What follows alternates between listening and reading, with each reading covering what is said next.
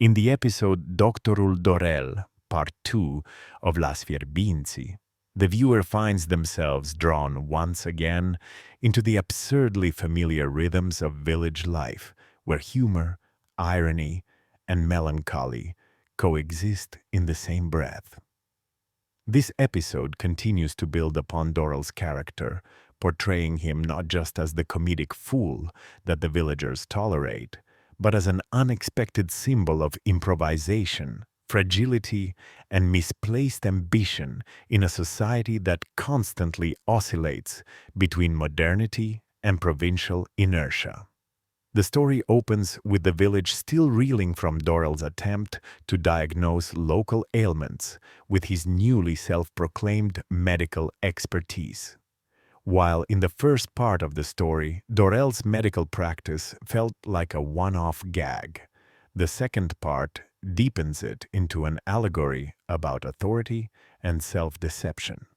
His stethoscope, borrowed from somewhere he refuses to mention, becomes the physical embodiment of false legitimacy. The villagers, oscillating between skepticism and fascination, go to him with absurd complaints, and Dorel's confidence only grows. The humor in this episode stems not only from his ridiculous methods, but from how people around him respond. Nobody in Fierbinți truly believes in medicine. They believe in charisma. When Dorel tells someone that their blood pressure is jealous, they nod as if he's quoting scripture. The episode subtly critiques the human tendency to replace science with belief, or at least with whoever speaks louder. Throughout the episode, Dorel's transformation into the village's doctor parodies the fragile ecosystem of rural authority. Celentano becomes his assistant, carrying a notebook, but mostly using it to draw sketches of beer bottles.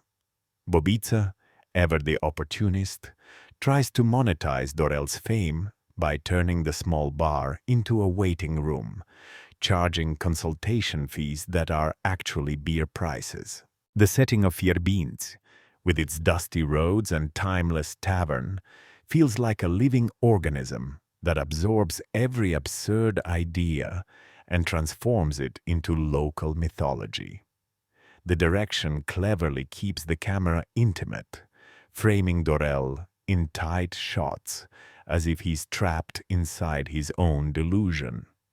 The humor is physical and verbal, but the tone never becomes cruel. Instead, it explores a tenderness hidden beneath the laughter. There's a touching moment when Dorel visits an old lady who insists she's dying every week. His attempts to reassure her are ridiculous. He prescribes 3 glasses of warm water and 1 prayer, but she thanks him as if he gave her hope. That scene captures the essence of Las Fierbinți, a show that finds compassion amid folly. The scriptwriters understand that rural comedy, when done right, is not about mocking ignorance, but illuminating sincerity. Dorel is a fool, yes, but a sincere one, and the villagers' willingness to believe in him speaks to their yearning for connection and reassurance in a world that often forgets them.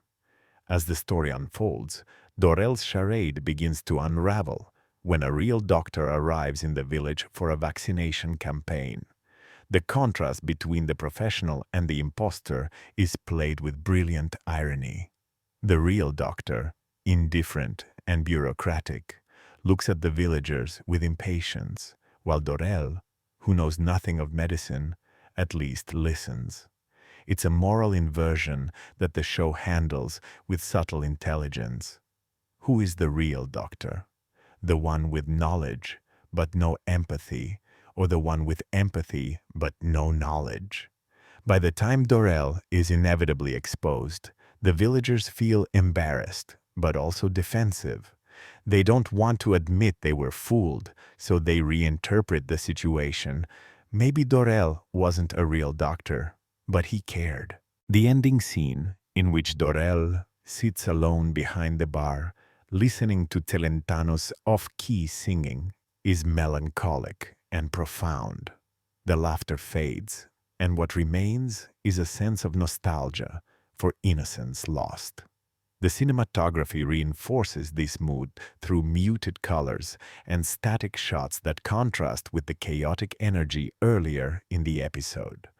The director allows silence to linger, something rare in comedies, and it gives the absurdity a strange emotional weight. Watching this episode, one is reminded that Las Fierbinți thrives, not because of its jokes, but because of its humanity. Every character embodies a fragment of the Romanian rural psyche, naive yet cunning, poor yet proud, self-mocking yet dignified. Doctorul Dorel, Part 2, turns what could have been a simple continuation of a gag into a meditation on belief, self-worth, and the need for recognition. The show doesn't need to preach. It simply shows how everyone, at some point, wants to be taken seriously, even if they must pretend to be something they're not. That is Dorel's tragedy and his charm.